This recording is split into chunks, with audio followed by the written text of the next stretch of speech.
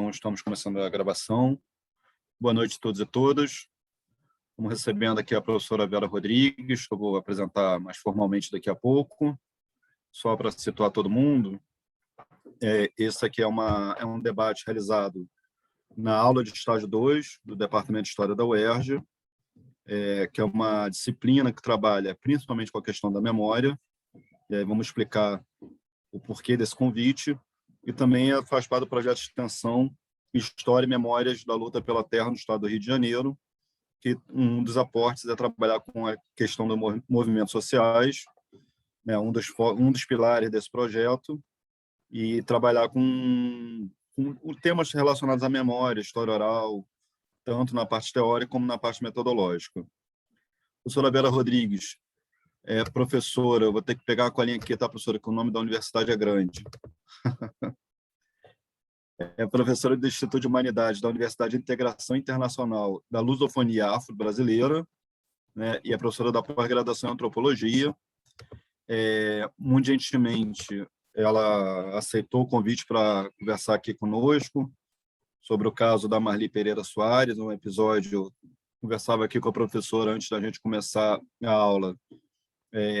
Eu sou historiador, trabalho com tema de favela, trabalho com tema da violência urbana, e eu conheci a história da Marli muito por acaso, né? E eu conheci a história dela me deparando com um jornal que eu estava procurando uma outra informação, né? E por acaso eu vi aquela história ali, vi uma reportagem, o jornal era do comecinho dos anos 80, se não me engano, né? Encontrei aquela reportagem, aquele caso que me chamou muita atenção, e aí eu há pouco tempo, procurando algumas informações na internet, me deparei com o artigo da professora Vera Rodrigues, um artigo que eu não claro, vou passar para ela falar, mas que eu achei muito, além de denso, além de muito bem escrito, além das informações, é um artigo também muito sensível, de uma sensibilidade que trata do caso da Marli, mas que, na verdade, trata muito da realidade do Brasil, principalmente das mulheres negras, moradoras de periferias e da trajetória.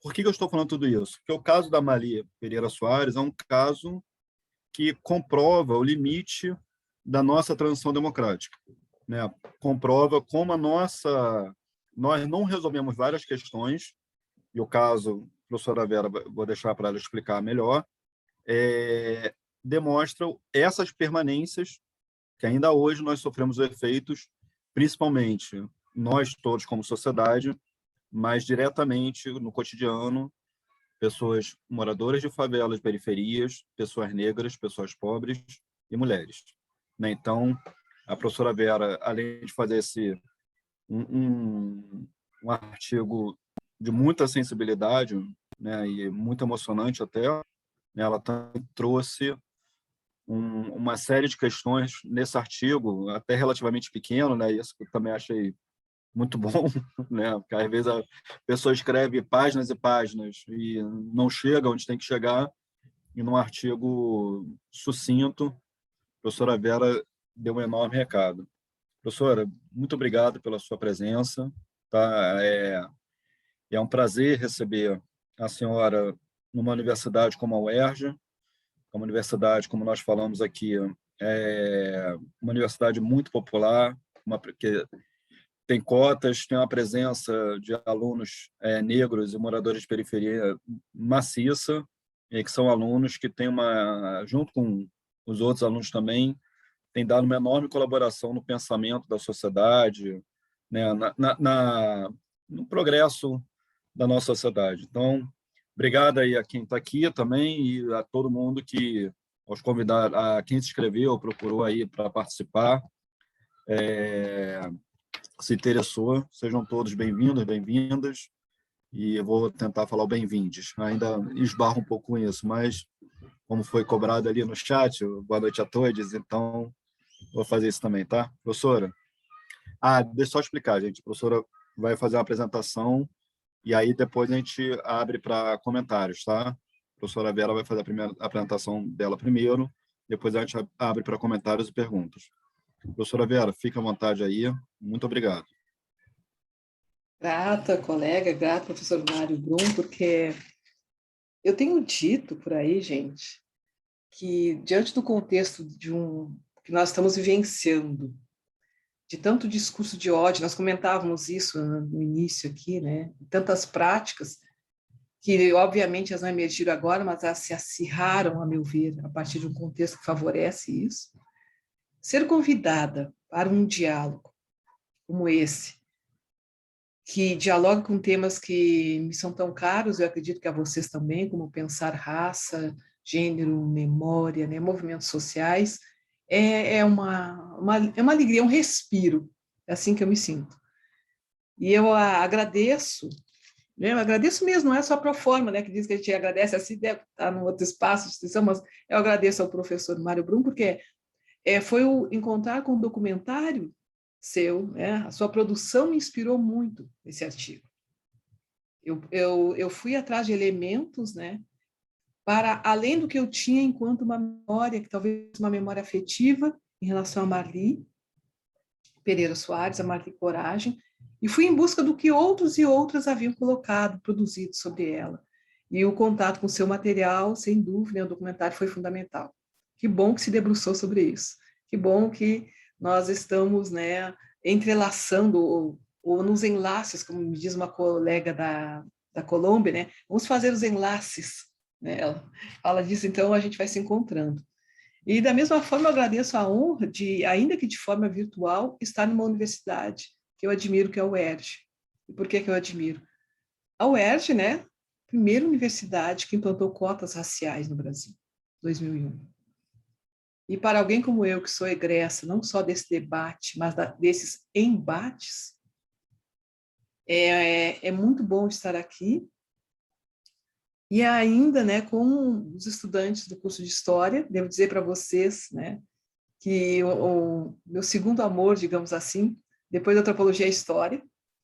Se eu não fosse antropóloga, eu seria historiadora, a gente pode ter certeza. E permitam, inclusive eu me exibi um pouquinho, eu gabaritei a prova de história na época do vestibular, lá nos anos 90, na URGS, gente. Assim, sabe, eu acho que essa coisa de gostar, eu sempre gostei muito de pensar o contexto, de entender as questões todas.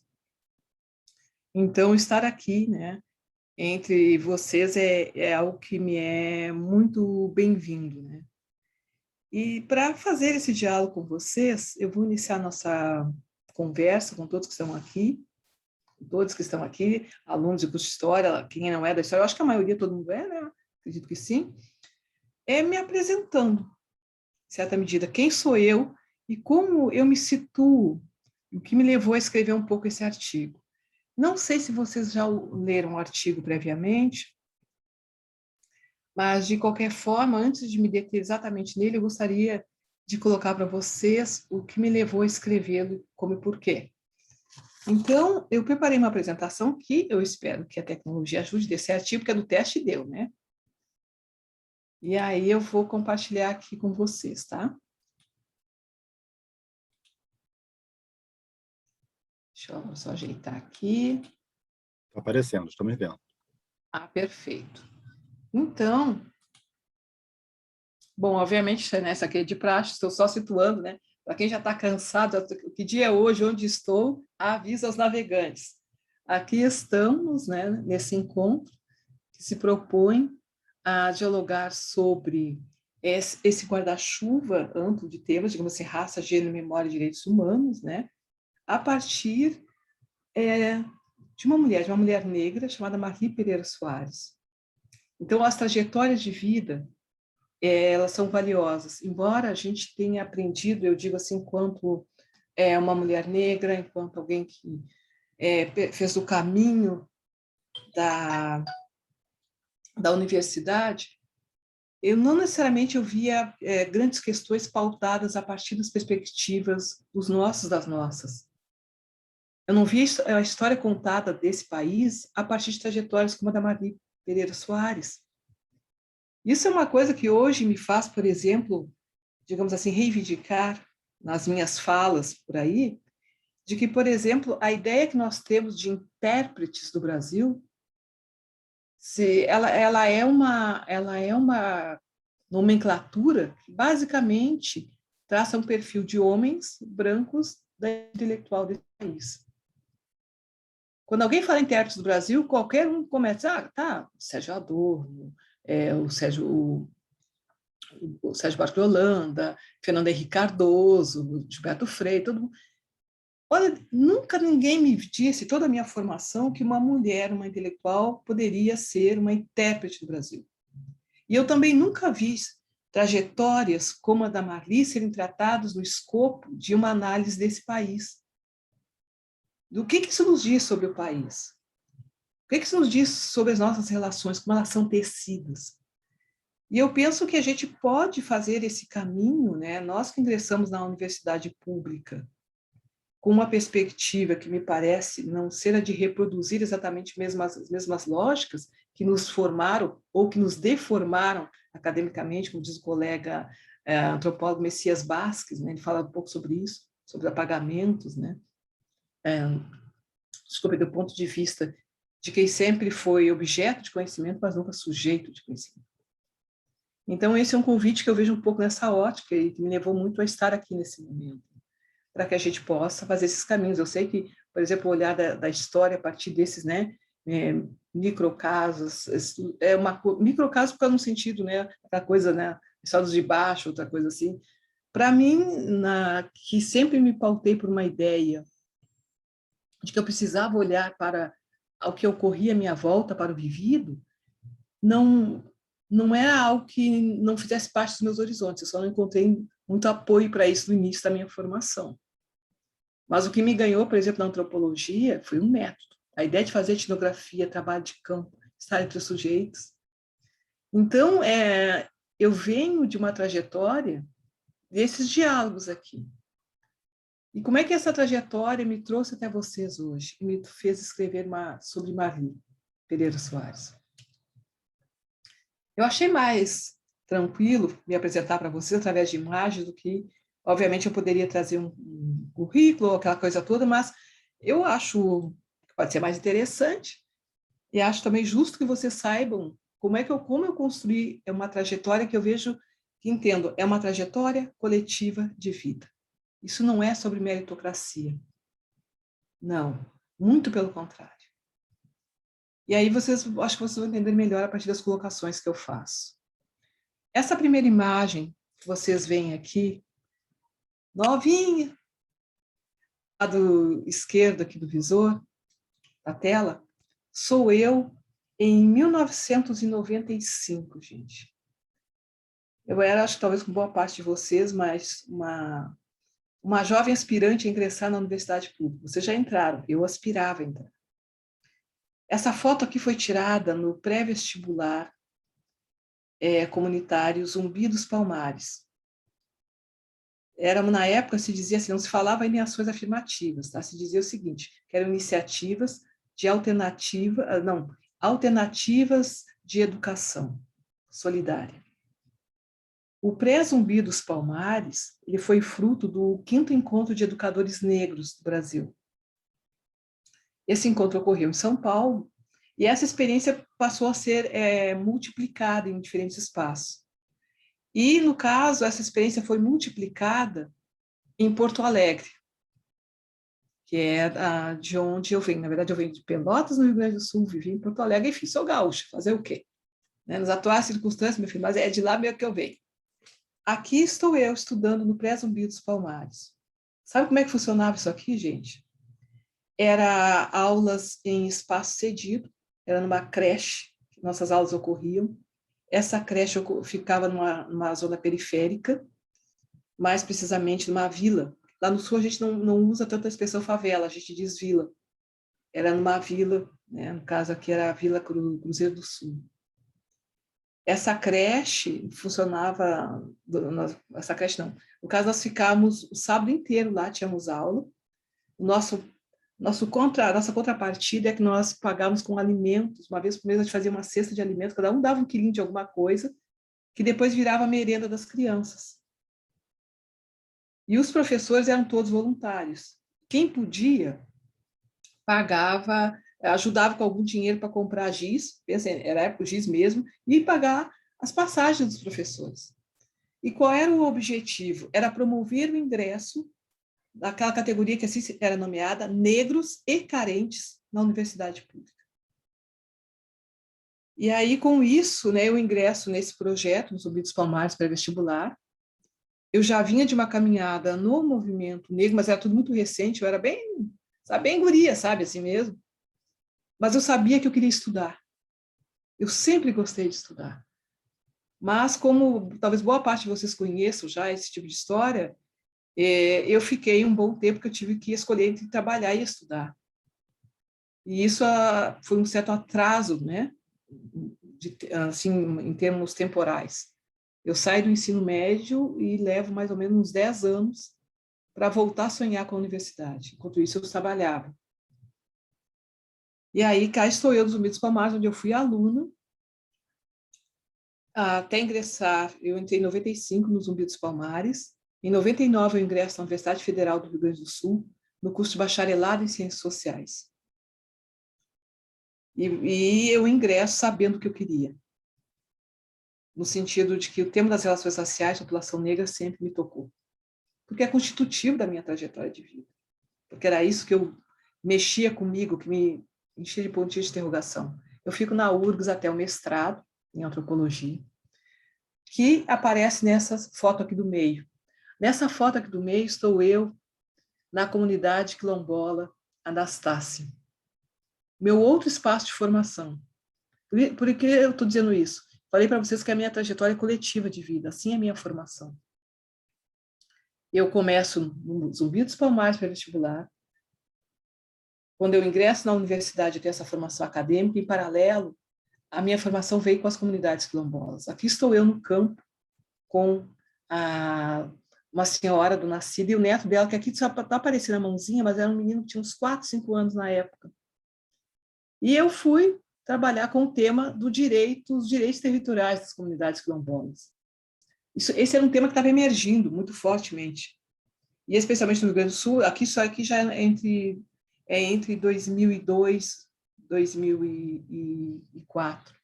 Vocês imaginam que é falar de quilombos num estado como o Rio Grande do Sul, com um imaginário completamente, uma ideia de o Rio Grande do Sul é exclusivamente branco. Isso suscitava muitas coisas. Quilombolas não existem, não sei o que é, não sei o que é. E eu estava ali, porque a gente ainda lidava, naquele momento havia uma disputa, inclusive conceitual. Havia a ideia do quilombo histórico, que era aquele quilombo, né, lá do século XVII, aquela coisa toda, 5 negros fugidos, um pilão, era assim. Como pensar essas comunidades negras rurais na contemporaneidade? Eu posso dizer para vocês que eu aprendi muito com a luta quilombola. Essas pessoas, como Dona Cida, me ensinaram muita coisa. E ali eu fiz meu mestrado. Quando eu saio do mestrado, eu vou com uma bolsa de ação afirmativa que me proporcionou fazer um doutorado na USP em antropologia social. E viver uma coisa que eu nunca tinha vivido na minha vida antes, gente, foi dedicação exclusiva aos estudos. Era uma bolsa internacional de ação afirmativa para negros e indígenas. E eu mergulhei com tudo. E aí, no doutorado, eu fui pesquisar políticas públicas, um estudo comparativo entre Brasil e Colômbia. Colômbia, especificamente porque é o segundo país em população negra na América Latina depois do Brasil. E como nós olhamos muito pouco para os nossos vizinhos latino-americanos, e eu tinha um interesse incrível em entender, a negrada está por aí por tudo, né? Não só aqui. Eu queria entender essas lutas políticas em diferentes contextos. Pois bem, essa caminhada me levou a quem eu sou hoje. Essa última foto aqui, vocês veem, é uma fala minha durante uma palestra. Hoje eu vivo aqui em Fortaleza, no Ceará, onde eu sou professora na Unilab, a Universidade da Integração Internacional da Lusofonia Afro-Brasileira, ou simplesmente, como eu digo, meu afro-sonho. A Unilab é fruto do Reúne, desse processo, né, de expansão e interiorização de universidades públicas. A Unilab não se localiza na capital, Fortaleza, ela se localiza na cidade de Redenção, que é 60 quilômetros, 65 quilômetros de Fortaleza. Ela também está na Bahia, no interior da Bahia, na cidade de São Francisco do Conde. E é uma universidade que tem nas suas diretrizes a internacionalização com o continente africano. Então, nossos alunos são nacionais e internacionais, e esses internacionais são guineenses, cabo-verdianos, santomenses, moçambicanos, angolanos. Aí você pode dizer, tudo bem, a gente também temos aqui na UERJ estudantes africanos, aquela coisa toda, mas não é só a presença física dos sujeitos. É como essa universidade foi pensada. E é claro, ela tem todos os problemas que qualquer universidade, mais uma universidade pública desse país tem. Mas nessa universidade é que eu pude minimamente encontrar os meus.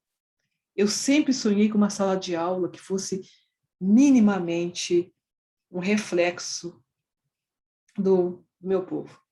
Minimamente. Porque eu não tive isso. E isso faz falta, sim.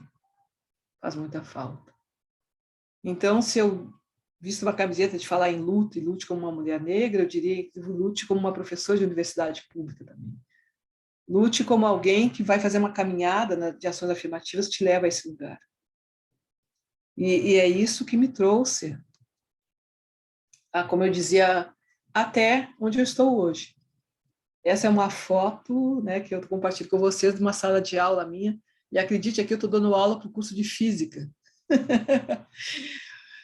Imagina uma antropóloga dar aula no curso de Física, mas é que aqui nós temos algumas disciplinas que são comuns a todos os cursos. Então, não importa se tu está na História, na Física ou na Enfermagem. Tu vai ter uma disciplina, por exemplo, que é Sociedade, Diferença e Direitos Humanos nos Contextos Lusófonos. Aí eu entro com tudo, galera. E fazer uma turma como essa, estou só colocando para vocês, tem turmas, essa é uma delas que é quase que exclusivamente de jovens, rapazes, né? De fazê-los pensar sobre desigualdade, sobre sexismo, sobre racismo, sobre as diferenças e tal, é sempre um desafio. E é sempre muito bem-vindo. Não porque eu vou achar que eles são herméticos ao debate, não se trata disso, mas eu gosto dessa experiência e valorizo. Porque eu espero que esses jovens, como eu já disse a eles, né, eles vão ser acadêmicos ou profissionais da iniciativa privada, não sei quais vão conduzir exatamente todo o seu destino, mas com certeza eles não vão poder sair de uma universidade dizendo que nunca ouviram falar sobre Marli Pereira Soares, por exemplo. Porque eu levo para a sala de aula, contextualizo, trago as coisas. E é assim que a gente consegue ter uma formatura como essa. Essa aqui é uma foto da formatura da Unilab na Bahia. Então, esse contexto todo vem me formando, afetiva, teórica e politicamente. Porque eu aprendi, gente, nessa experiência que eu estou citando para vocês, que afeto não está desvinculado da produção científica. Embora foi isso que me foi ensinado, neutralidade, objetividade. E nessa neutralidade e objetividade não cabia a experiência dos meus, das minhas. Mas como fazer se aqui dentro havia coisas pulsantes em mim? Eu sabia que, de alguma forma, elas viriam à tona e eu faria do meu fazer científico, da minha vida como docente, como pesquisadora, algo em diálogo convivido. Não é possível que eu tenha que passar a estudar sobre uma revolução que aconteceu lá, a Revolução Industrial, lá no século tal, lá na Inglaterra, e eu nunca ouça nada sobre a Revolução Quilombola promovida nesse país, a luta dos quilombos. Ou se eu for mais longe, a Revolução Haitiana. Ou se eu não entender o que é que isso tudo tem a ver com questões como diáspora, como pertencimento. E eu só fiz, isso tudo me levou a ter um compromisso com as minhas pesquisas, com as minhas aulas. Foi por isso, gente, que eu nunca consegui esquecer essa foto. Eu nunca consegui. No artigo, eu falo que a primeira vez que eu vi Marli, na vida única, na verdade, foi na televisão, quando eu tinha 12 anos de idade. Eu não sei porquê, eu não sei explicar para vocês por que essa imagem me marcou e ficou na minha memória todos esses anos. Eu só me lembro que eu acompanhava meu pai, sempre gostou de assistir telejornais, e como uma guria negra que sonhava em ser alguma coisa diferente do que eu via ao meu redor, eu sonhava em ser jornalista. Até isso passou pela minha cabeça, cara, com 12 anos eu queria ser a Glória Maria. Então eu gostava muito de telejornal, eu gostava de assistir jornal, sabe? E aí eu me lembro do dia que eu vi a Marli. Gente, para mim eu fiquei tão impressionada com a altivez dessa mulher, com a coragem dela, Porque pense, tu ter alguém, um familiar teu, um irmão, teu sangue, sabe, assassinado, tu vê o corpo, tu saber que isso aconteceu fruto, né, dessa associação perversa entre racismo e práticas genocidas. Como é que tu não vai, sabe, de alguma forma reagir? Mas mesmo assim, eu entendo que, por exemplo, nos dias atuais, essas coisas ainda acontecem, e tem gente que simplesmente não consegue fazer o que ela fez. Ela entrou naquele quartel, gente, uma mulher negra entrou em um quartel e olhou nos olhos de um por um procurando o assassino do seu irmão. Eu acho isso um ato que, sinceramente, fez isso em plena ditadura militar, lembremos disso também. E aí, isso me marcou de tal forma, embora eu não entendesse nada, é claro que vocês devem estar pensando, com 12 anos eu já estava refletindo isso tudo. Não, claro que não, né, gente? Com 12 anos eu sabia apenas que aquilo ali me impactava. Eu via poucas mulheres negras na TV, aquele caso ali eu fiquei mexida, eu também morava numa área dita, né, como eu falei para você, eu morava numa vila. A primeira pessoa baleada que eu vi na minha vida, eu tinha 11 anos de idade. Eu vi outras coisas também. Isso tudo não são meros casos, não é uma ideia de casos isolados, mas estão dentro de uma lógica um pouco mais ampla, né? Podem ser vistos desse ponto de vista. Então, nunca esqueci Marli. Isso me acompanhou durante anos. E eu sempre pensava, né, nesse período, em algum momento eu vou escrever, em algum momento eu vou escrever. E chegou um momento que eu precisei, sabe, quando eu vim amadurecendo uma ideia, eu recebi um convite para produzir um texto sobre corporeidades femininas negras, lutas e tal. E aí voltou em mim aquele desejo de contar a história de Marli, em certa medida. Mas contar de um jeito em que não fosse... Eu não sou uma biógrafa da Marli Pereira Soares, né? Não se trata disso. Mas eu queria trazer algumas questões à tona a partir da trajetória dela. E eu penso que isso dialoga muito com o que a gente está trazendo hoje aqui. Tem raça, gênero, memória e direitos humanos, né? E eu escrevi um artigo que eu dei como título, né, uma carta para Marli Pereira Soares, porque foi assim que eu me senti. Eu sentei na frente do computador e pensei que se eu pudesse dizer a ela tudo que eu tinha naqueles anos todos para dizer, da minha admiração, do meu respeito, e de como as questões que para mim ela incitava precisavam de respostas. Então eu abro o artigo com essas palavras, com esse parágrafo aqui, né? Eu digo assim: em tempos em que ninguém, ou quase ninguém, escreve cartas, eu resolvi escrever uma carta para você, Marli Pereira Soares. Esse é seu nome de registro de nascimento. Não sei se você prefere esse nome ou a alcunha que recebeu por enfrentar as forças legais constituídas, então, entre os anos 70 e 80. Marli Coragem.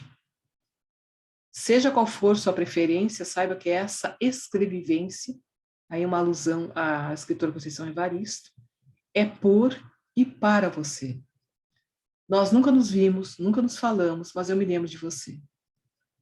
E aí eu falo dessa lembrança, né? Era o ano de 79, eu estava com 12 anos, e você era uma jovem mulher negra de 25. Eu assistia à televisão, e mesmo sem entender todo o contexto sociopolítico que envolvia o país, ou você, eu memorizei aquela cena. Em um quartel, no Rio de Janeiro, diante de uma tropa de policiais militares, o seu olhar buscava os assassinos do seu irmão, Paulo Pereira Soares. Na sequência do artigo, eu vou trazendo os fatos que foram marcando a vida da Marli, e esses fatos, basicamente, ela perdeu, além do irmão, ela perdeu filho, sobrinho, afilhado, todos eles da mesma forma, assassinados. E nessa trajetória dela de luta, de enfrentamento, a Marli sempre buscou justiça, né? Ela ia nas delegacias, ela fez o que pôde, gente, para em busca de respostas. E quando tu te apropria um pouco dessa história, fica pensando o que ela fez, até ela desaparecer, né? Acho que, como vocês sabem, não se tem notícias de Marli Coragem desde os anos 90. Deve ter sido naquele momento que eu estava ingressando na universidade, Marli desaparecia do cenário social. Ninguém sabe exatamente o que se passou, se ela desapareceu por vontade própria ou não, mas ninguém soube mais dela. E eu me perguntava assim, como que uma história dessas, né? Essa biografia, eu não tinha visto tratada de forma mais, como é que eu vou dizer para vocês?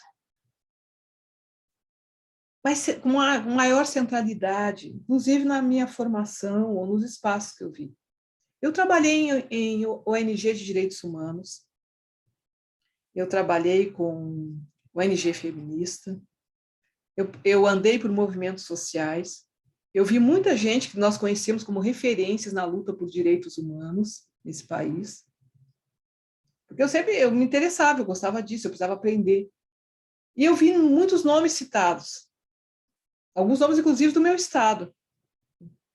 E eu não estou querendo fazer um ranking, gente, de quem é mais militante ou menos militante. A minha discussão é por que algumas memórias são visibilizadas e outras são apagadas. Eu nunca ouvi em nenhuma manifestação, em nenhuma coisa assim que eu diria para você central na ótica da luta pelos direitos humanos ou associada à injustiça crucial nesse país, o nome de Marli Pereira Soares. Nunca. E isso é uma questão que fica, sabe? Porque será possível, por exemplo, quando se fala em ditadura nesse país, que os militantes, quem fez, digamos assim, o contraponto a esse estado de coisas, sempre foram somente homens brancos, quando muito algumas mulheres brancas. A população negra foi simplesmente apenas corpos improváveis nessa história, não há protagonismo a ser contado. Aí vocês podem dizer, tá, mas qual a importância disso? A importância disso é que como é que a gente vai lutar por alguma coisa onde a gente não se vê? Como é que você quer me falar em justiça social se você sequer reconhece as lutas dos nossos? Como é que você quer me cobrar participação nas suas lutas se você sequer reconhece a participação dos meus, das minhas? E por quê? Isso de alguma forma se mantém. É claro que eu sei que houve iniciativas, né, de trazer o nome de Marli Pereira Soares. Inclusive, no meu artigo eu fui atrás, né? Comecei pelo documentário do professor Mário Brum, depois eu encontrei um livro que duas jornalistas francesas escreveram a partir de uma entrevista com a Marli. Eu encontrei coletivos de mulheres negras que foram trazendo para blogs, sites, um pouco a história de Marli. Eu sei que existe um projeto, né, de escrita da biografia dela, assim mesmo quanto biografia, algo denso, bem feito e tal. Mas eu estou me referindo um pouco mais a essa trajetória, sabe, assim, dos anos todos, que isso não teve. Eu acho que ainda precisa ter. Hoje o nome da Marli dá, inclusive, nome da referência, né, de um núcleo de assistência jurídica popular. Eu também trago isso, né? Eu acho que é uma maneira de fazer honrar a memória dela. Mas eu acho que a gente ainda precisa honrar mais. Eu sou daquelas, gente, que eu acho que precisa. Porque isso fazer um certo acerto de contas com o passado e com o presente. E o nosso país tem muitos acertos de contas para fazer. Muitos. No final do artigo, quando eu digo que hoje, pelas contas, Maria deve ter 66 anos, né? Eu fico pensando o que ela pensa sobre esse país. Depois de tudo que ela passou, o que ela teria a dizer sobre vidas negras importam, sobre os corpos negros que tombam por balas perdidas, por encarceramento em massa, por condições análogas à escravidão de empregadas domésticas nesse país, por uma pandemia que vitimou inicialmente a primeira morte foi de uma mulher negra, empregada doméstica no Rio de Janeiro.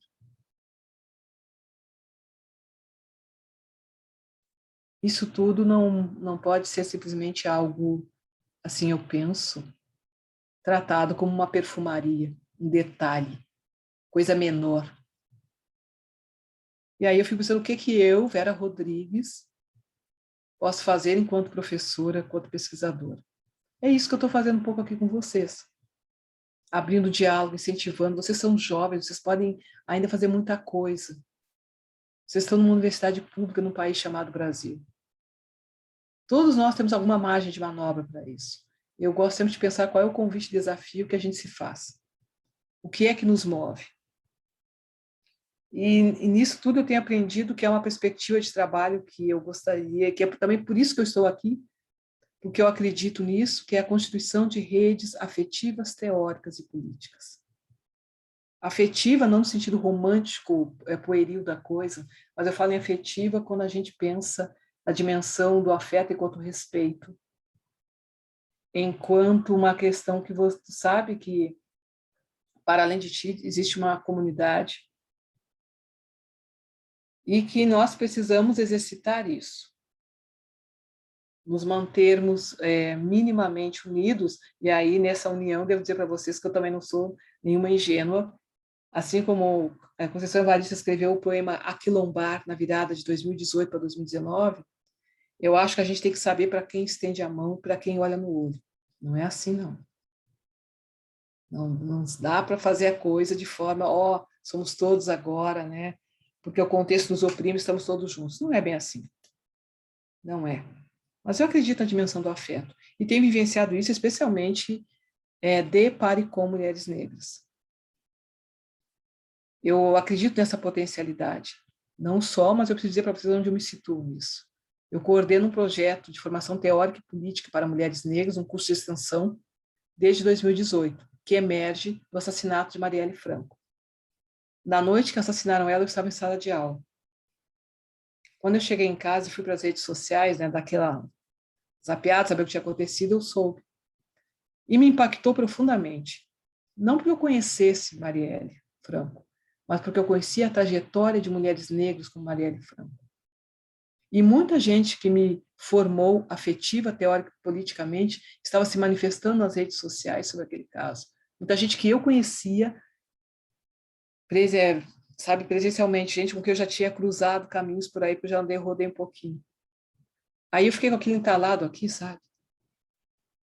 Eu mal dormi aquela noite. No dia seguinte, eu continuava com aquele pensamento, tem que fazer alguma coisa, tem que fazer alguma coisa. E me marcou profundamente uma imagem da ocasião do velório dela, em que um grupo de mulheres negras gritava entre lágrimas, entre toda aquela comoção, mulheres negras resistem, mulheres negras resistem. Essa frase ficou em mim e assim nasceu o projeto de extensão Mulheres Negras Resistem, processo formativo, teórico e político para mulheres negras. Eu fiz esse projeto em diálogo com 2 estudantes negras da Unilab. Foi com elas as primeiras pessoas que eu sentei e expus. Ariadne Rios, Mona Lisa da Silva.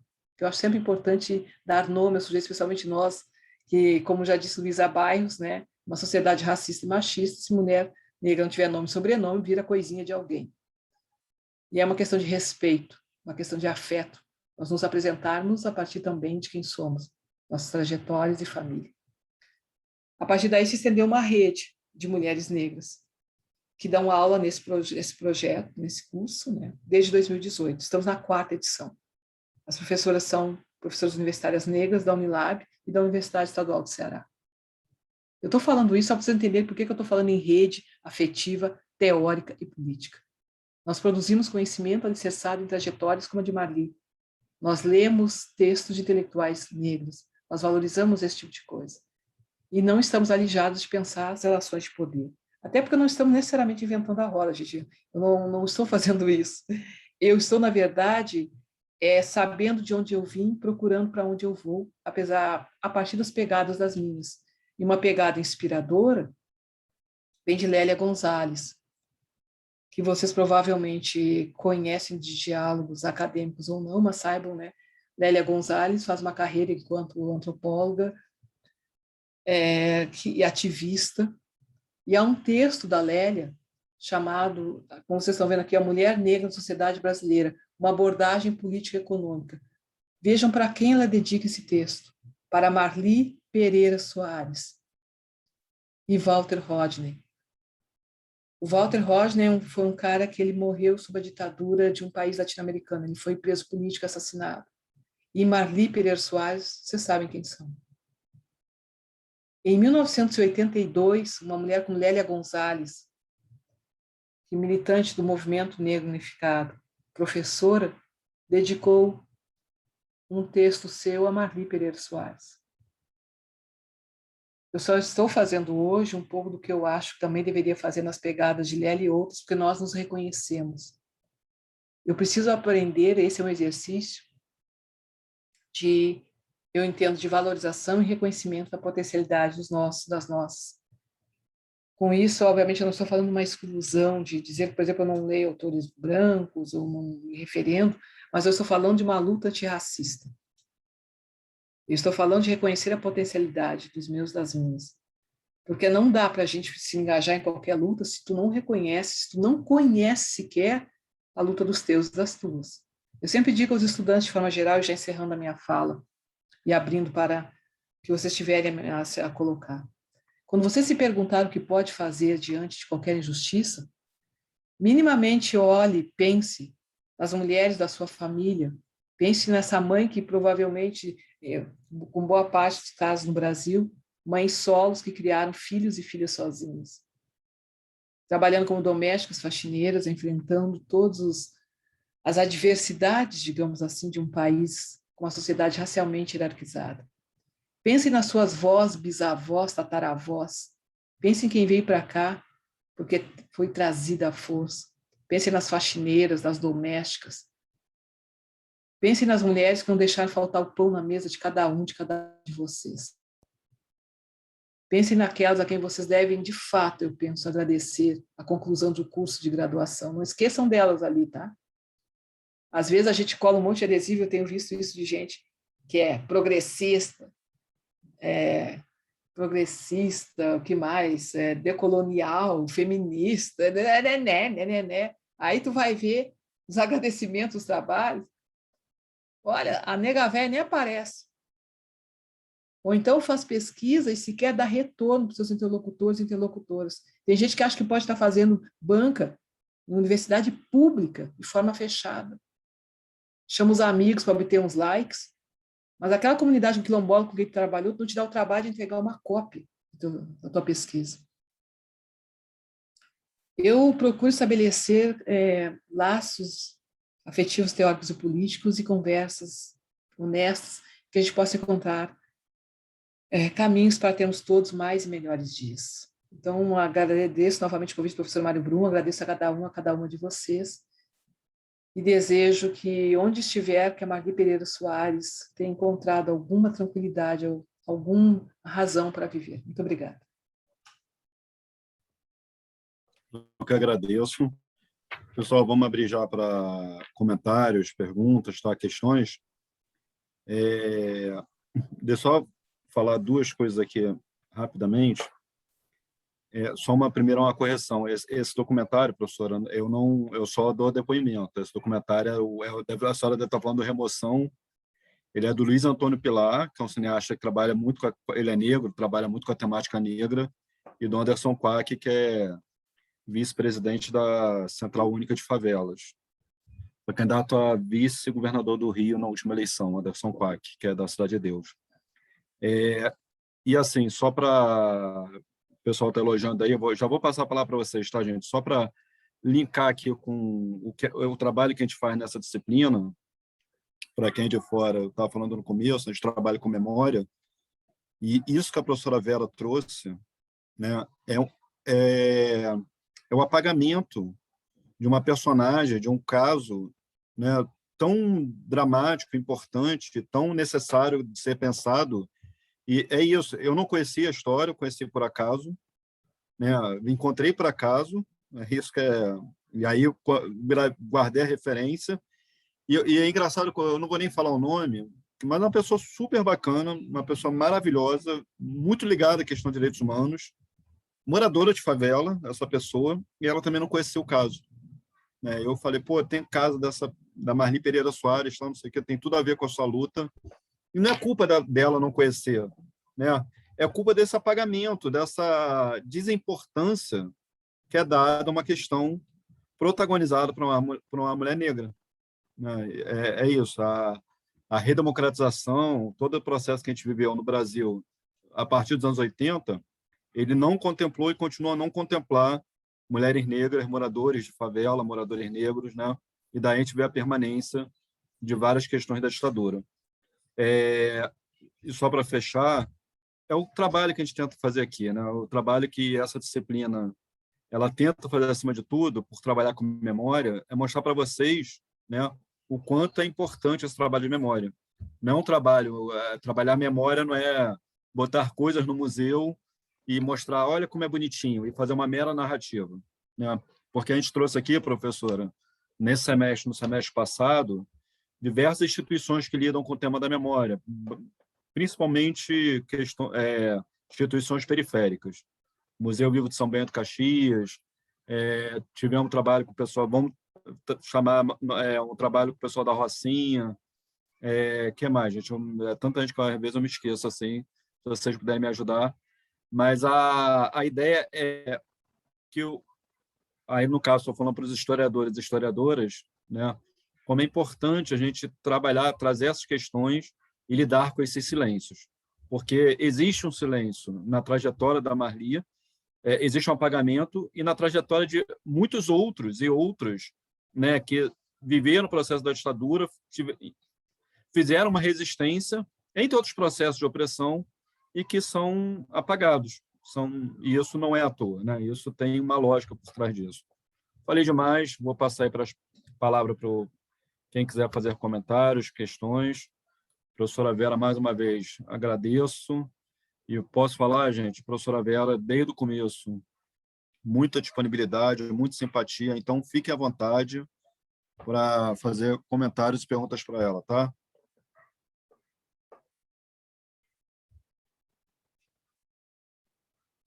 Ninguém, gente? Eu, professor. Ah, ela, ela com essa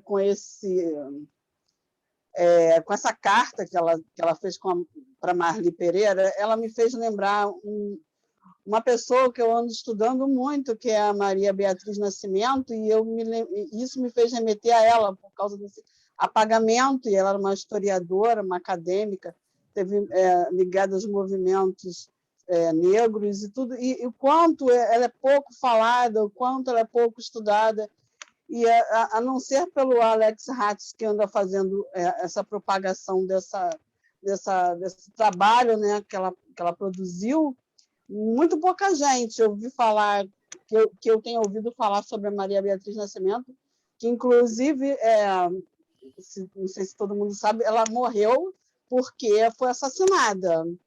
Foi assassinada porque foi defender uma pessoa, uma amiga, de um marido que era violento, misógino. Então, foi uma luta de ativismo não só político, como feminista também. E aí ela me fez remeter, quando ela estava falando de afetividade, esse tipo de questão mexe com a gente mesmo, né? Porque a gente vê as pessoas lutando pelo seu lugar e, ao mesmo tempo, sofrendo com isso. E o que me deixou muito, assim, minha reflexão a respeito disso, às vezes, o quanto, às vezes, as pessoas que não têm essa força saem, né? Porque, como ela escreveu nesse relato dela, dessa carta, o marido da Marli fugiu com medo de ser morto. E ela, como mulher, foi mais forte do que ele, encarou isso de uma forma com muita coragem mesmo. Não é à toa que chamam ela de Marli Coragem.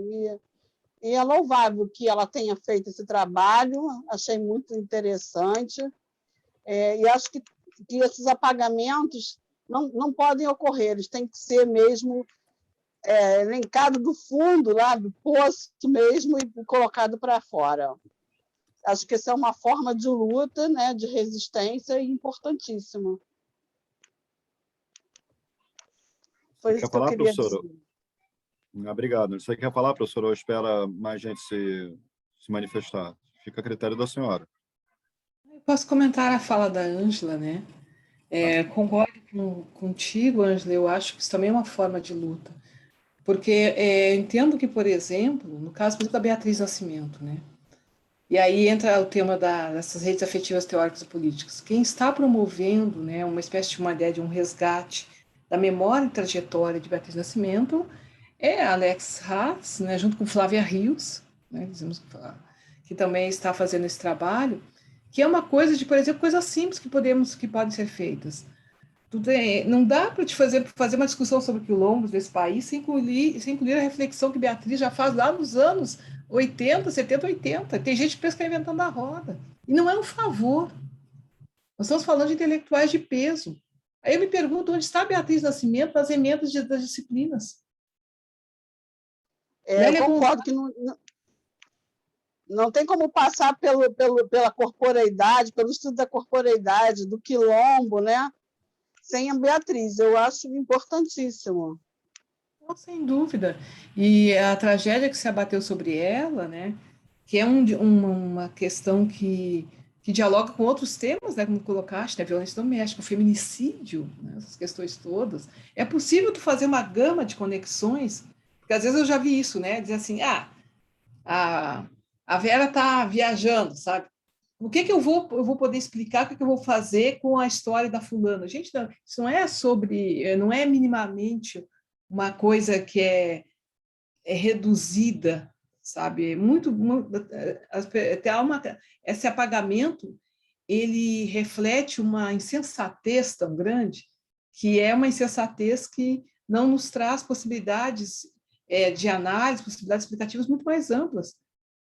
Só de olhar para essas trajetórias, pergunta o que estava acontecendo no país. Inclusive, quando tu fala em Beatriz Nascimento, ela, juntamente com Lélia Gonzalez, por exemplo, são exemplos de uma geração de mulheres na academia que não abria mão do ativismo e da formação acadêmica também. Então, hoje, quando às vezes eu vejo estudantes, mas como é que eu vou fazer para estudar e militar junto? Gente, dá para equilibrar. Tinha gente fazendo isso há 30, 40 anos atrás antes de vocês, tá? Então, não vem com essa que eu sei que hoje tem reunião do centro acadêmico, não dá para fazer. Vá na reunião, mas não destina a aula. E aos negros e negros, descuidado. Não fiquem só levantando bandeira para os outros. Vocês precisam estudar, meu povo. A gente precisa conhecer a história. Precisa. Porque é como nos ensinou o mestre de capoeira uma vez, né? Uma aula que nós demos juntos, né? Se tu não sabe de onde veio, tu não sabe para onde vai. Né? Então, essas contribuições de Beatriz Nascimento, Lélia Gonzalez, Sueli Carneiro, Virgínia Bicudo. Tem várias mulheres, eu dou uma disciplina chamada Intelectuais Negras nas Ciências Sociais. Tem muita coisa para a gente fazer e ver, e é possível. Então, muito grata pelo seu comentário. Professora R. Eu que Oliveira. agradeço muito, professora. E a senhora acrescentou essa questão do feminicídio, que a gente sabe também que é um problema porque passam as mulheres negras também, muito, que são pouco não tem muita proteção do Estado, e as mulheres, em geral, já passam por isso. As mulheres negras, o índice estatístico é muito maior. Eu agradeço muito pela sua explanação. Muito grata. Pessoal, só quem não é da UERJ pode ficar à vontade, tá? Tamires, Kaline, Vládia, fica à vontade também para fazer questão, tá? O comentário. É aberto, atividade aberta. Vládia, só fazer um comentário aqui antes, Vládia, desculpa, mas eu já passo para você. Professora Vera, aí eu vou... R. Oliveira está falando aqui, ó, minha internet está um pouco instável, mas eu gostaria de pedir para a professora indicação de bibliografia sobre as falas de hoje, tá? Fez esse pedido aí para a senhora. Tranquilo, eu vou colocar aqui no link, tá? Uma tem o link do próprio artigo sobre a Marli Pereira Soares, né? E outro que eu posso já falar, né? Necessariamente eu sugiro, tem um livro muito bom, né? Sobre trajetórias de mulheres negras no Brasil, que deixa eu ver aqui, eu acho que eu até usei, A Primavera das Rosas, que traz a trajetória de Lélia Gonzalez. Olha, só se jogar por alguns nomes como Lélia Gonzalez, né? Beatriz Nascimento, Alex Hatz, tu encontra um bom material, sem dúvidas, né, sobre isso. E no próprio artigo eu trago algumas referências que eu utilizei para ele falar sobre Marli Pereira Soares.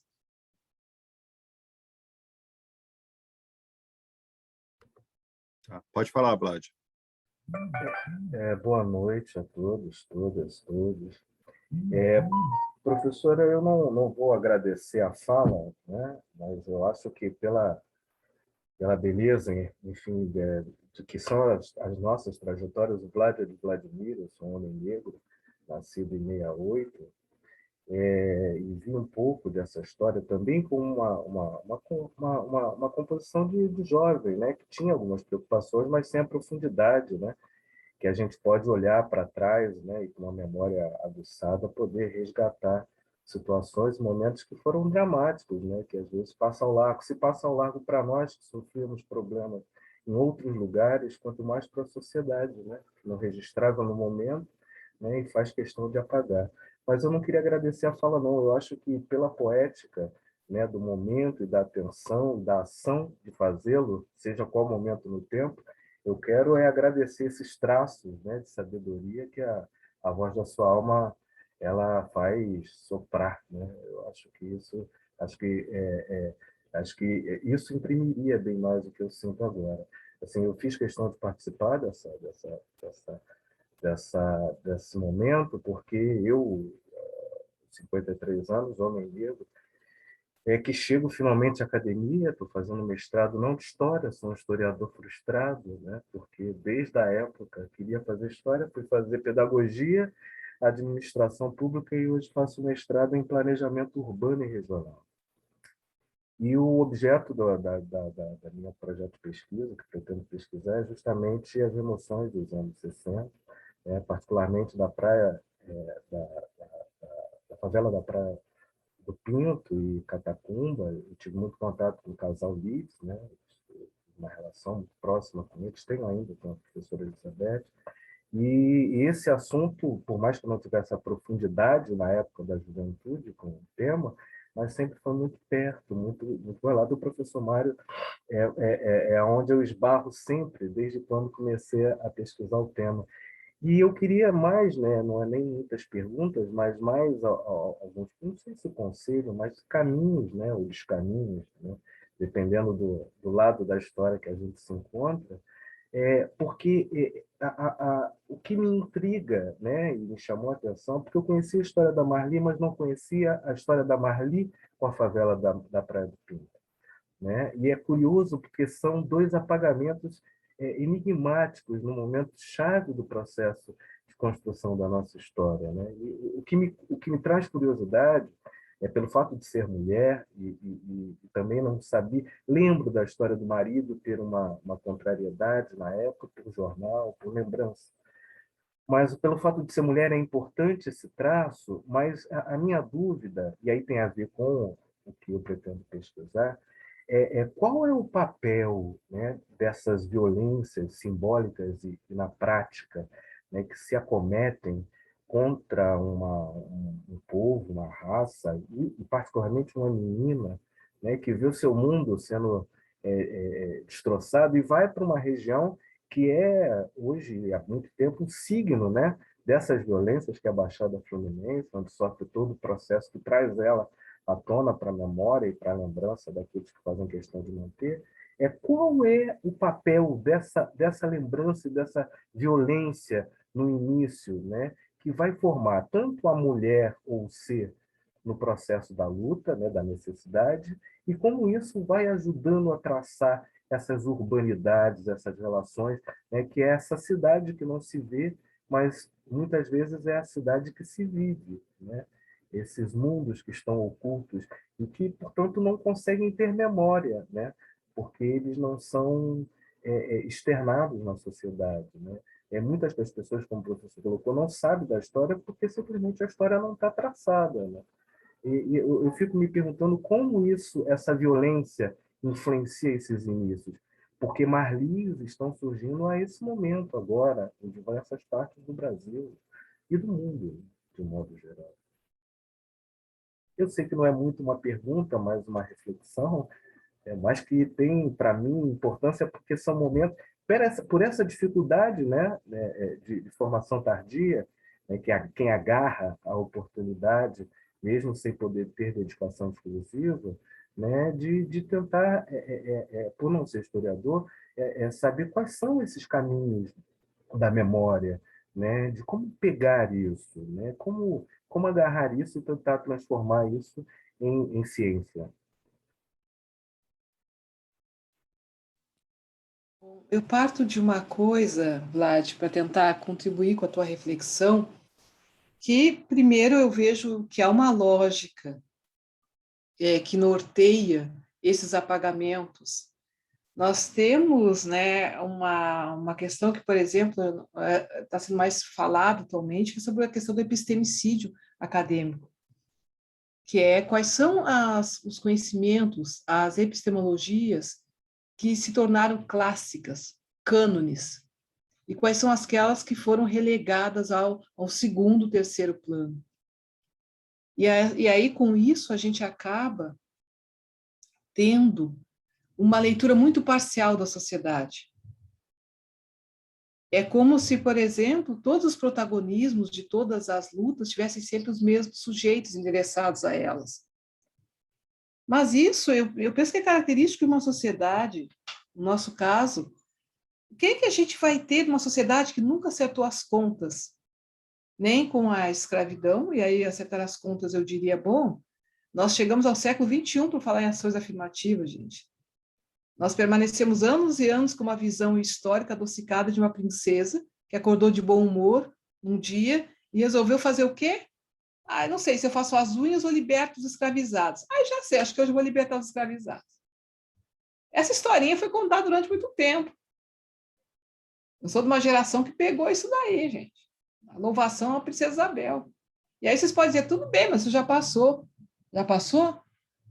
Para quem estiver acompanhando minimamente debates sobre uma novela de época que está no momento no ar, as discussões sobre como a romantização do período da escravidão nesse país é colocada é de doer.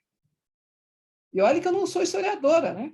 Mas eu vi colegas dizer assim, como é que tu coloca uma situação de uma mulher negra e um homem negro, pseudo, não sei se está na condição de liberto ou não, estão de mãos dadas numa praça conversando, e esse homem negro fala para ela, nossa, venha viver conosco na pequena África, porque será lindo.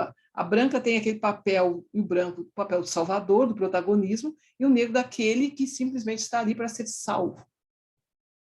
A história do nosso país é muito mal contada, eu me atrevo a dizer, em termos dos protagonismos dos seus sujeitos. Se a gente for pensar no debate atual sobre a questão dos monumentos nesse país, não, na verdade, estão no mundo inteiro, minha gente, questionando por que se ergueu tantos monumentos a genocidas nesse país, né, no mundo como um todo. Quais são as memórias que foram mantidas vivas? Se colocar o espaço público como espaço também de disputa de narrativas de quem conta essa história, há tensionamentos vários. E nós levamos tempo demais, eu penso, no caso brasileiro, para fazer esses enfrentamentos, para entender qual o papel da construção desses apagamentos, como também desses reconhecimentos. Como é que tu explica isso? Eu não acredito em coincidências. Também não estou falando aqui de teoria conspiratória. Eu estou falando de entender de que sociedade nós estamos falando. Basicamente isso. Quando tu tem a primazia, a condução do conhecimento, por exemplo, tu difunde o que tu quiser na sociedade brasileira, ou qualquer sociedade. Difunde, sim. Se engana, eu sempre digo para o pessoal, tem um pessoal que diz assim, mas o que conhecimento, a teoria produzida na universidade, qual é o impacto que isso tem de verdade? Sabe qual é o impacto, gente? É o impacto que fez tanta gente até hoje achar a nossa mestiçagem um valor, quando ela é parte de um processo de branqueamento da sociedade brasileira, juntamente com a valorização da imigração europeia. É aquilo que faz com que se naturalize esses momentos tão dolorosos da história brasileira, como escravidão, ditadura, e ainda se romantize, e acha que quem fale sobre isso está sendo vitimista. Agora, o que é que nos cabe diante desse papel? Eu acho que tem ações a serem feitas. Eu acho que a gente tem que ir para cima disso, de alguma forma, sabe? Seja com a nossa produção de conhecimento, são as armas que nós temos. Nós podemos fazer algo nesse sentido. Vejo que, se para ti, nessa formação tardia, que também foi o meu caso, eu não ingresso na universidade com 20 e poucos anos, já tinha 30 e poucos anos, e a maioria dos meus colegas todos 20 e poucos anos, mas o vivido fica ali entranhado em ti.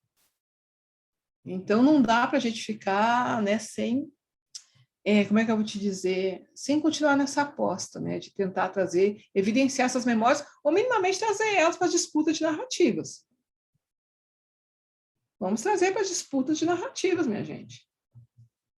Porque senão a gente vai continuar reproduzindo certas coisas que não fazem o menor sentido. E aí vai ser naquele estilo que Grada Quilomba, né, que ela é uma artista, uma psicóloga, uma escritora de origem africana, mas ela vive na Europa hoje, e ela seguindo vem ao Brasil. A Grada Quilomba disse que o Brasil é um excelente exemplo de um projeto colonial de sucesso. E eu tendo a concordar com ela, porque ela diz aqui nunca se exercitou nem a vergonha, nem a culpa, nem a reparação. Como etapas de um processo, sabe, de tratar as feridas. A gente prefere botar para baixo do tapete.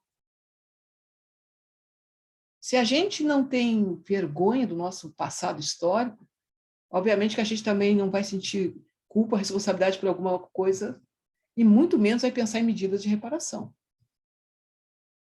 A gente não recupera vidas, mas a gente pode fazer coisas que tenham uma outra visão, uma outra possibilidade, né? É disso que se trata a vida também, né? De luta. Não é exatamente uma resposta que eu te trago, Vlad, né? Mas é mais uma contribuição a essa reflexão, né?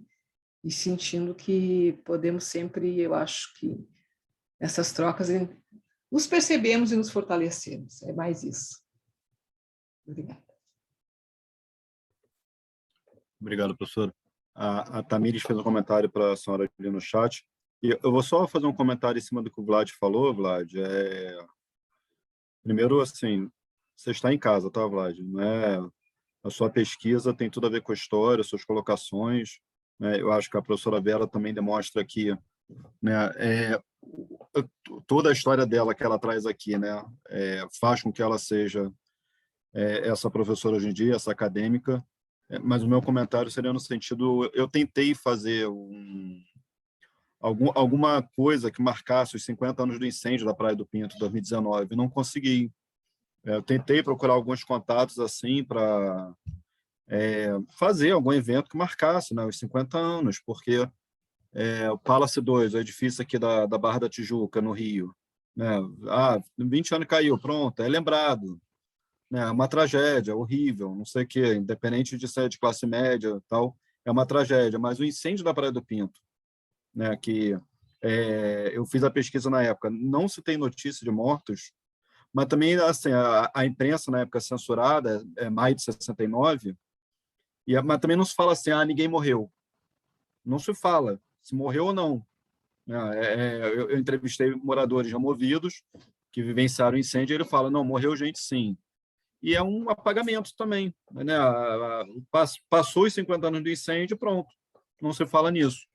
Não há um marco, né? Quem for lá hoje em dia tem um condomínio de classe média no lugar. O pessoal está aberto aí para mais dúvidas, comentários. É dizer que o link que eu compartilhei anteriormente, né, foi da revista onde eu publiquei o artigo sobre a Marli Pereira Soares, e eu compartilho com vocês também, já que a gente está tocando nesse assunto, sobre a produção de conhecimento. Esse artigo aqui é de um professor porto-riquenho, se chama Ramon Grossfogel, e é muito interessante o que ele fala sobre os apagamentos que propiciaram uma produção de conhecimento nas universidades ocidentais, de forma geral. Eu vou compartilhar o link.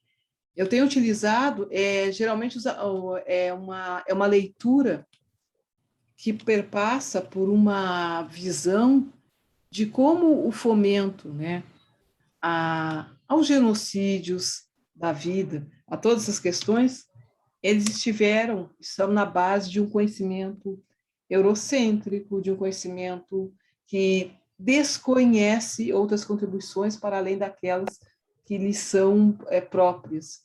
Então, é um trabalho que eu recomendo, assim como recomendo quem tiver interesse e oportunidade, se vocês se interessarem em algum momento, tem um projeto, acho que ainda está em vigor, da Federal da Bahia, chamado Fábrica de Ideias, que é um encontro entre pesquisadores de várias partes do mundo, mas especialmente Caribe, África, América Latina, sobre temas, e aí vem gente de todas as áreas, tá? Da história, da sociologia, de arte, é muito bacana, e tu tem a possibilidade de fazer um diálogo e trocas de pesquisas e conhecer vários elementos. Eu sei que numa universidade como a UERJ, né, se tem, eu acho que até para as próprias fomento que teve a discussão de cotas raciais, tem várias possibilidades disso. Mas eu sempre gosto de compartilhar as trocas possíveis, os encontros possíveis, né, que se pode fazer. E o Ramon Grosfogo, às vezes, ele vinha como professor aqui. Ele é professor em Berkeley, gente, dos Estados Unidos. E é um cara que eu acho interessante, a postura dele é muito propositiva, é muito elucidativa. Dê uma olhadinha se interessar nesse cara, tem vídeos de entrevistas dele também de falas, Ramon Grossfogel, né? E esse texto dele é muito interessante para tu entender esses apagamentos, essas ausências, essas lacunas de memória produzidas nas universidades. Parece que estou pensando aqui, a professora disse que a senhora falou, né, da importância de ter pessoas negras produzindo conhecimento, né, e construindo uma epistemologia. Eu falo isso como branco, né? Esse caso que apareceu essa semana, de um livro de literatura infantil, que as crianças brincam de ciranda no navio negreiro, uma coisa horrorosa, e os autores se defendem, mas a gente não pesquisou muito a fundo.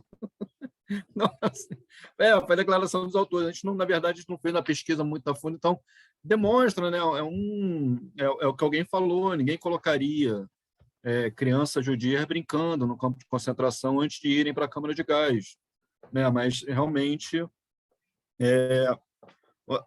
dois autores pensaram que não teria problema nenhum botar crianças brincando de ciranda no navio negreiro, né? Então tudo a ver com o que a senhora falou aí agora.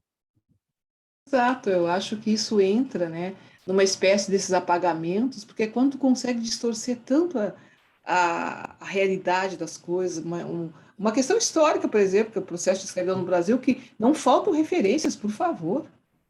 E como é que alguém, né, que se propõe a escrever e escrever para um público infanto-juvenil vai me dizer que não pesquisou tanto assim? Gente, de onde você tira que as crianças brincaram de roda, que pularam cordas usando as correntes que as mantinham presas e que dançavam para os seus potenciais compradores?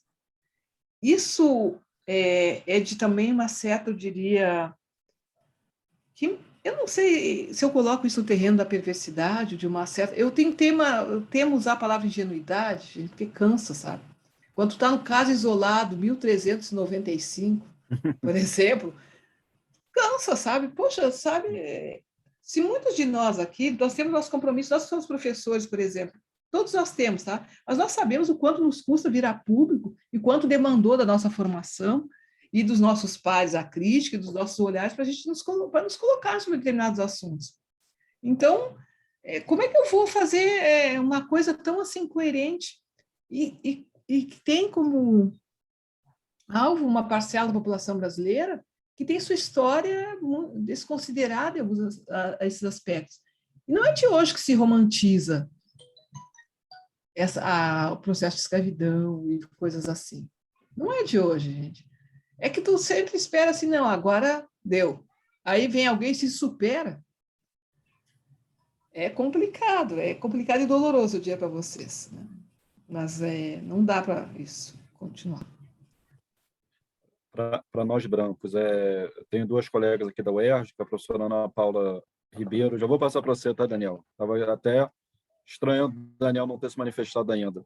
Mas é a Ana Paula Ribeiro e a Sônia Santos. São duas professoras da UERJ, muito bacana, né?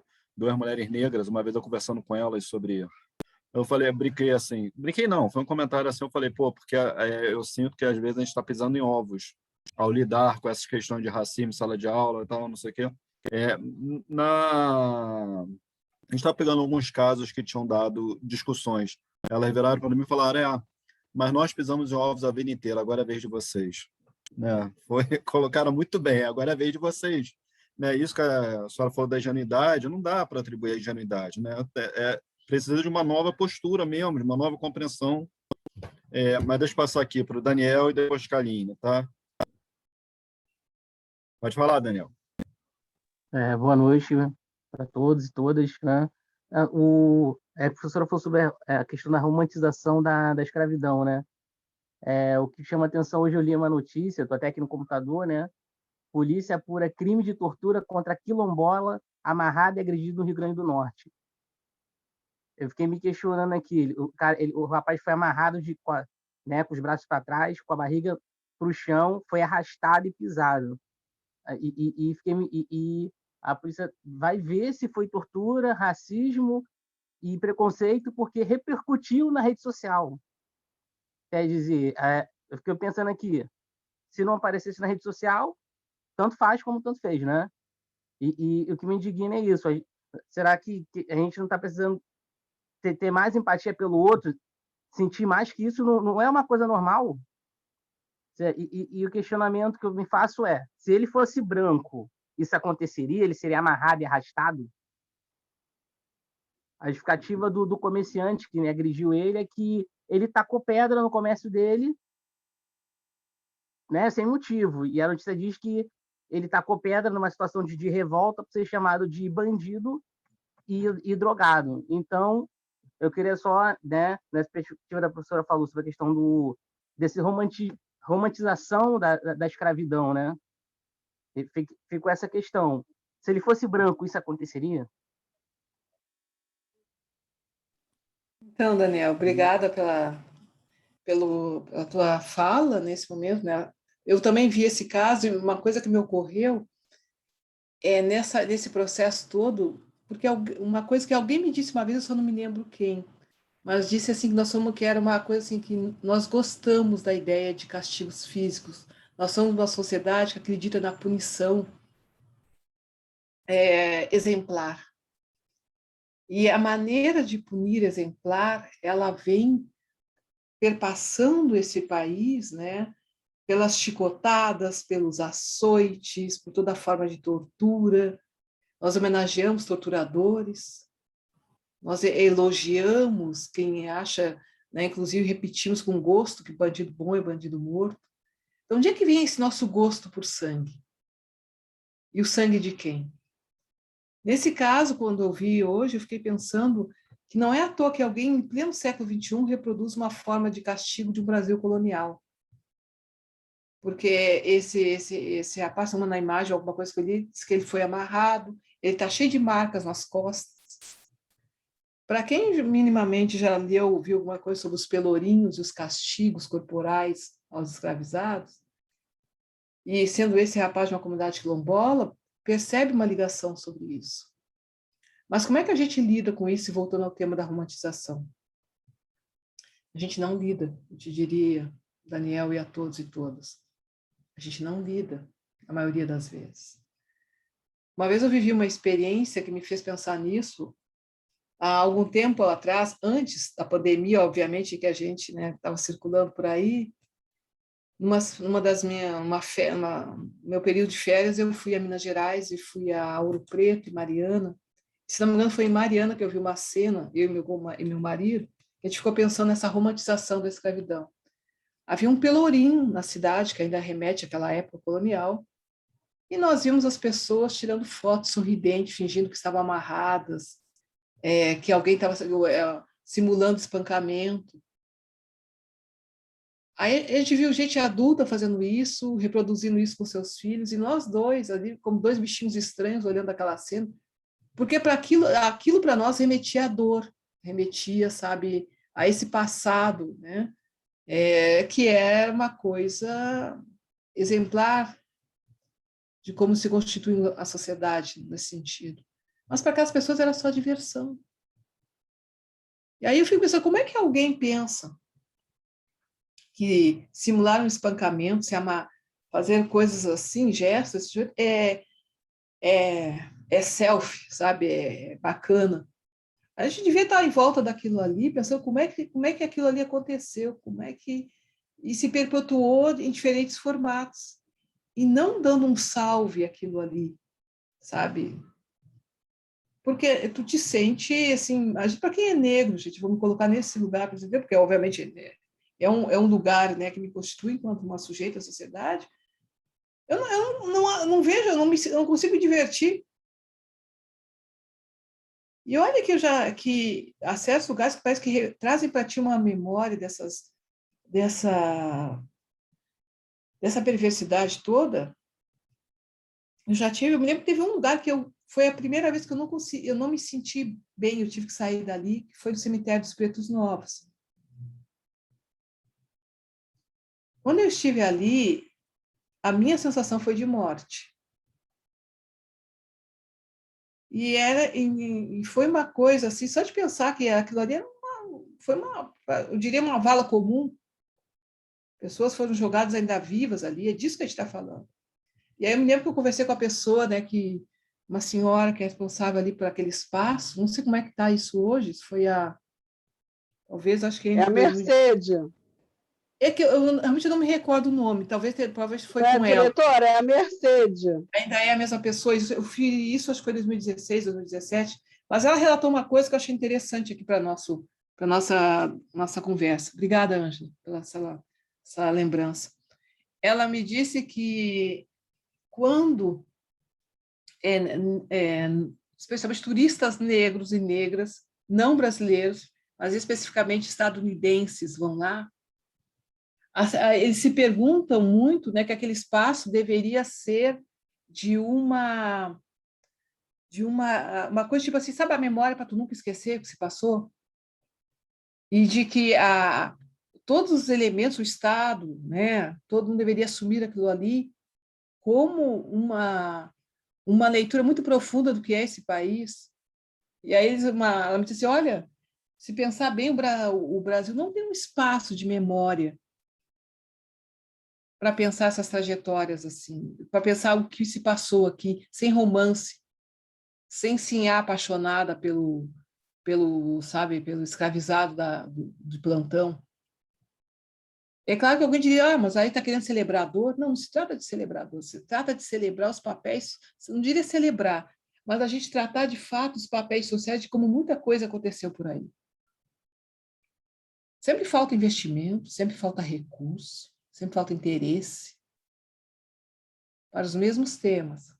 Mas a gente pode fazer um aquário incrível para trazer gente de todo mundo para conhecer o aquário, mas a gente não pode potencializar espaços de memória como esse, que também são o que se fez nesse país, o que se faz. As valas comuns não começaram agora, minha gente. Os corpos empilhados não começaram agora. E a gente deve muito ainda sobre isso, muito para entender. Para ver se não repete.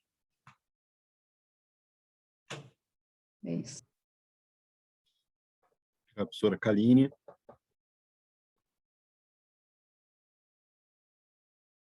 Kaline.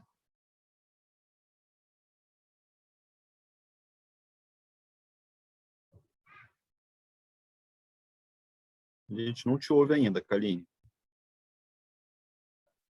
Está conectando.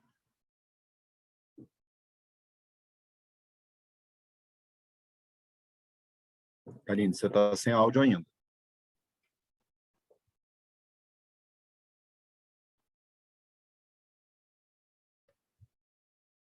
Não, mas assim, você pode. Não tá fechado não, Kaline. Não sei se você tivesse logado em outro, no Meets, alguma coisa, dá esse problema. Meu conhecimento de internet também não é tão grande assim não, mas parece que dá esse problema assim, se você estiver conectado em outro aplicativo.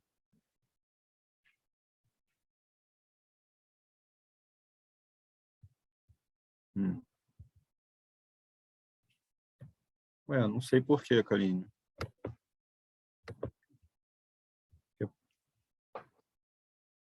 Professor, às vezes, se ela desconectar e conectar de novo e permitir o áudio, o vídeo, aí ela consiga. Era isso que eu ia falar. Você, de repente, sair e entrar de novo, Kaline. Às vezes dá esse problema. Gente, mas o mudo não está ativado. Está ativado quando a pessoa entra. Vocês podem desativar. Não tô... Ó, a Kaline tá aparecendo como o microfone está liberado, mas ela, não sei se ela está falando ou não está conseguindo. Conectando ao áudio. Não sei, Kaline, seria... Ou então... Kaline, ou faz pelo chat ou faz isso. Sai e entra de novo para fazer a dúvida. Tá. Tamires, você quer falar?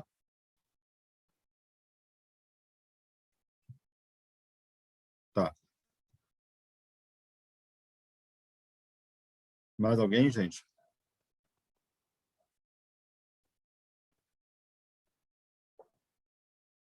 Aline, pelo jeito só... Ah, tá bom, Tamires. Tamires está falando, só testei para saber se dá para abrir aqui. É porque dá, porque todo mundo tá destravando, né? Cadê o Daniel? O Daniel saiu? O Daniel acho que caiu.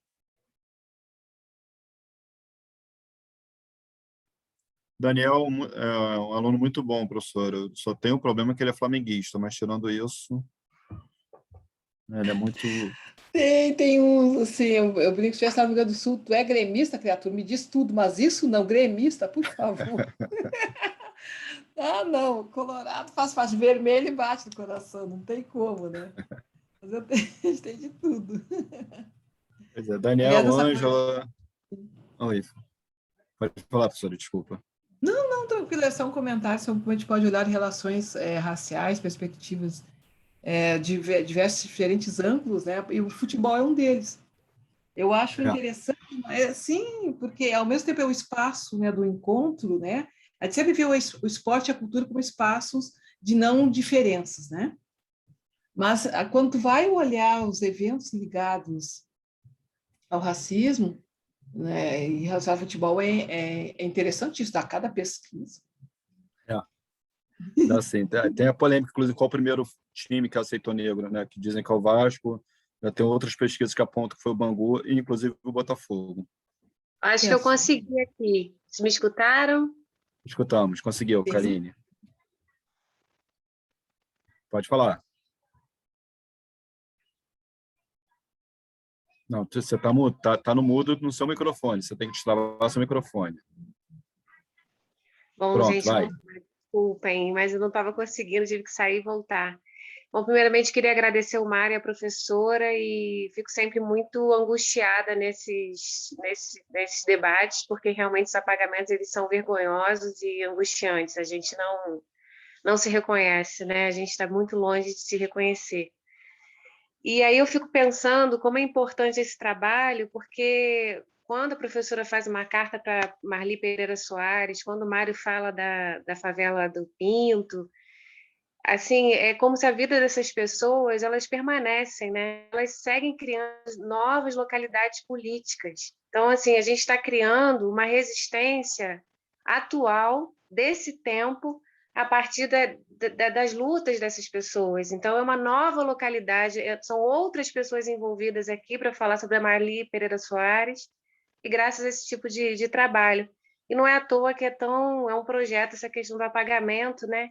Quando a professora falou ali da região do Museu do Amanhã, nossa, eu nunca consegui entrar nesse museu, é um projeto. Museu do Amanhã, perto do Cais do Valongo, aonde entraram milhares de escravos, é realmente o Museu do Amanhã, onde a única exposição permanente é um totem australiano. Então, assim, de aborígenes australianos, nós não tínhamos indígenas, nós não tínhamos negros, aquele local é um tapa na nossa cara que não realmente é muito difícil. Eu ia falar sobre a questão dos apagamentos, né? Eu tenho me ajudado muito o trabalho do Akili Mbembe, que é um autor africano que vai falar sobre a necropolítica, e ele vem trazendo assim vários ele traz como a ética do colonialismo, da escravidão, ela permanece na era moderna, e como certos corpos eles não são humanos, são desumanizados e, portanto, não têm história, não têm memória, e isso não pode morrer. E ele vai trazer o biopoder com soberania e estado de exceção para esses corpos. Então, esse trabalho a necropolítica tem me tirado assim dessa angústia de escrever sobre alguns temas. E fico muito feliz de estar nesse espaço, agradeço ao professor Mário por ter me chamado. E aí, era isso que eu queria dividir com vocês. Sou sanitarista, trabalho com perspectiva interseccional do feminismo e venho aprendendo muito mesmo, aprendendo e escutando muito as mulheres negras e esses corpos que não são os meus, são totalmente diferentes. Eu que tenho mais é que aprender e escutar e tentar fazer alguma coisa. Um grande abraço para todos e boa noite. Muito bom ouvi-la, minha cara, sabe? Especialmente porque, a partir de onde nos situamos nesses debates, eu acho que revela a honestidade intelectual e política com que queremos lidar com certos temas. Uma das coisas que eu tenho pensado ultimamente é que a contribuição, né, de diferentes intelectuais, como o Bembe, eu acho que tem trazido muitas coisas super bacanas para a gente pensar, né, e de como a gente se apropria disso. Eu brinco, né, que eu vejo como munição. Livros, para mim, são, né, é isso que vai me fazer construir bons argumentos, diálogos e tal, e trazer isso à tona. E ter essa noção, sabe, de que há corpos que são como, e aí parafraseando o rapper Emicida, né, a pele alva e a pele alvo. A gente precisa, inclusive, lidar com isso, né, onde nós estamos, e a partir de onde nós nos situamos, o que nós podemos efetivamente fazer. Então, quando eu ouço, né, alguém, uma mulher branca se colocar dessa forma, fazer essa leitura, né, para mim é inspirador, e é uma forma que eu vejo também da gente começar a pensar quais são, né, as nossas margens de manobra social. Porque o debate, por exemplo, sobre posturas antirracistas passa pela universidade, fora da universidade, mas para isso a gente precisa saber onde é que eu me situo nisso. Eu sei que há corpos onde tem simplesmente, né, a necropolítica vai se efetivar muito, muito fortemente, não é de hoje. Se a gente não lidar com isso, às vezes o que me deixa assim um pouco, eu não sei se é um misto de surpresa e indignação, gente. Porque eu às vezes vejo que as pessoas falam, eu li o Silvio Almeida, li o Racismo Estrutural, etc. Tal. Eu peguei a Lélia Gonzalez e li sobre racismo e sexismo da cultura brasileira, e etc. e tal. E aí a postura das pessoas de se verem nessas relações não muda. Não muda. Isso eu fico impressionado. Parece que é só para constar, sabe? E aí não se colocam de uma forma, assim, eu ando muito pensando sobre isso, né? E dessas questões, porque são vários embates que nós temos. Eu falo embates porque tem isso mesmo, gente. Nesse cenário que procura se naturalizar cada vez mais todas as formas de violência, quando a gente se coloca numa postura contra-hegemônica, isso tudo é um embate. E aí eu fico pensando muito no nosso papel de produtores e produtoras de conhecimento, que podemos fazer com que nós possamos minimamente, eu acho, fazer o que nos cabe. Eu acho que todos nós cabe alguma coisa a ser feita, né? Afinal, nós estamos aqui hoje, essa noite, então sigamos e bom te ouvir, Kalina.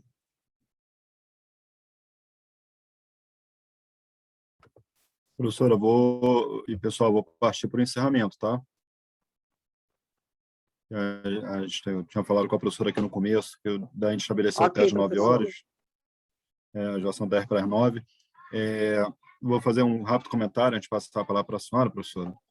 Kaline, a Juliane está pedindo para você colocar o nome do livro que você falou. É isso, né? Eu acho que o nosso papel, a Kaline colocou muito bem, né? Brancos, tal, dar suporte a essa luta, né? Não eu lembro uma vez assim que por eu trabalhar com favela, ser historiador, me chamaram para falar sobre o 20 de novembro. Eu falei, não, não vou. Não, não tem que ser eu, porque é mais legal os meninos, moradores de favela, verem um professor negro. Eu conheço vários professores historiadores negros e negras, tal. Não tem que ser eu a falar sobre isso. Né? Eu acho que a gente tem que dar subsidiar o debate, né? Fazer isso que a gente está falando aqui, ouvir o que a senhora tem a dizer, o que os alunos aqui têm a dizer, mas sem isso se colocar do lado, né? Muitas vezes assim, como eu falei, a gente pisa em ovos, como as minhas colegas se colocaram, né? Vocês pisaram a vida inteira em ovos, então é a nossa vez de pisar e dar suporte a essa luta, se colocar, optar por um lado, né? E esse lado é a luta antirracista, e isso eu não abro mão, né? O que a gente faz aqui é tentar construir pontes e sabendo qual é o nosso lugar nesse debate. Antes de eu passar a palavra para a senhora, eu queria pedir para... Não, eu vou passar a palavra para a senhora e que a gente tirasse uma foto aqui. Eu aprendi a dar print, né, para depois colocar lá na página do projeto no Facebook. Eu coloquei o link aí, tá, gente, no comecinho do chat, o projeto Memórias, História e Memórias da Luta pela Terra. Como eu disse, a gente trabalha também com a questão da memória em movimentos sociais e que tem instituições de memória e tem bastante a ver com o que a gente conversou aqui hoje. Professora,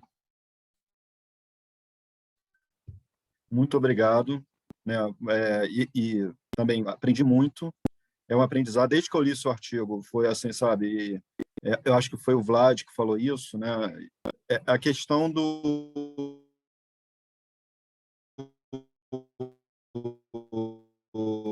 a senhora falou que eu vou divulgar ele entre os meus alunos, depois da disciplina que eu dou. Deu uma falhada aqui na internet, né? Vocês estão me ouvindo? Congelou um momento, mas agora voltamos a lhe ouvir. Tá. Como é que é um artigo assim que, sem abrir mão do conteúdo, sem abrir mão de uma discussão profunda, é um artigo que carrega um afeto imenso, né? Carrega uma afetividade, é um artigo, apesar da delicadeza do tema e apesar do, do, do que ele traz de ruim, né? De ter que tratar disso, de racismo, de violência policial, de uma mulher que foi jogada em circunstâncias terríveis de perder irmão, perder filho. Como é que é um artigo que também emociona, como é que é um artigo, num certo sentido, bonito de se ler, né? Então, obrigado pela noite de hoje, professora, por tudo que a senhora propiciou de aprendizado, né? Até ficou um pessoal meio calado, Nívia sempre se coloca, Matheus também, Matheus caiu, acho, né? Cai de vez em quando fala, mas obrigado aí, gente. E, professora, passo lá para a senhora e daqui a pouco a gente tira a foto, gente. Professora, se despedir. A gente olha, mesmo o silêncio, às vezes ele fala, né? E às vezes é justamente porque será? Eu acho que há momentos que as coisas vêm assim, mas tem toda uma razão de ser, né? E a gente às vezes até matura, fica amadurecendo certas questões. Eu só posso renovar de novo meu sentimento de que essa foi uma daquelas momentos, uma daquelas noites bem-vindas. Sinceramente, sinceramente. Eu me coloquei à disposição desde que recebi o convite do professor Mário, porque justamente eu achei super bacana um diálogo com as secretárias e que alguém de uma área que não é da minha, né, lê um trabalho, reconhece pontos de diálogo ali. E isso, para mim, também é valioso. Eu gosto desse exercício. Sim. E a oportunidade de conversar, e de certa forma é um estar, né, virtual, né, com um colega e estudantes também de outra instituição, uma instituição que eu também admiro, porque também tem trajetórias, tudo, para mim é muito bem-vindo, minha gente. É aquela coisa que a gente faz assim, no final do dia, tu tá cansado, a voz já tá falhando, tu já tá assim, mas tu tá ainda com aquele gasto porque sente que vale a pena. É isso da vida, sabe? Então, vale a pena, continua valendo, eu coloco sempre à disposição e espero que a gente continue se encontrando em alguns momentos da vida, produzindo essas coisas, né? E fazendo acontecer, gente, é isso, né? Fazendo acontecer. Sigamos. Muito obrigada. Obrigado, professora. Pessoal, quem sente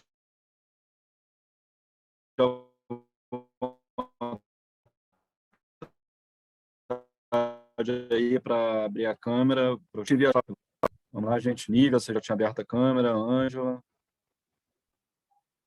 Fique à vontade, tá, gente? Né? Eu Quem estou tiver à vontade. sem câmera no computador. Eu devia ter aberto pelo telefone, mas eu queria ter uma visão mais ampla, né? Infelizmente, eu estou sem. Eu vou tentar botar a imagem, mas acho que não dá tempo. Não.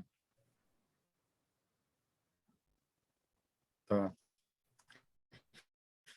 Beleza. Vlad, se quiser, depois você tem aquele e-mail, né, na sua pesquisa também, Vlad. Gostei muito. Pô, muito obrigado. Vou entrar em Então, a gente contato, com certeza. Beleza. Só para os sorrisos aí, gente. O Vlad está conseguindo botar a imagem, né? Pronto. Deixa eu ver se ficou legal. Espera aí. Rapidinho, tá, gente? Os senhores estão fazendo mais comentários ali no chat. Ficou legal. Depois eu mando. Tá? Vou colocar lá na página do Facebook, gente. Quem quiser também seguir essa página, vai ficar lá à disposição essa foto também, tá? Pessoal, então, muito obrigado. Boa noite a todos e todas e todos. Se cuidem. Que em breve a gente possa fazer esse encontro presencial e que a professora Vera possa vir na UERJ, dar uma palestra. Vai ficar de sugestão para o futuro, tá?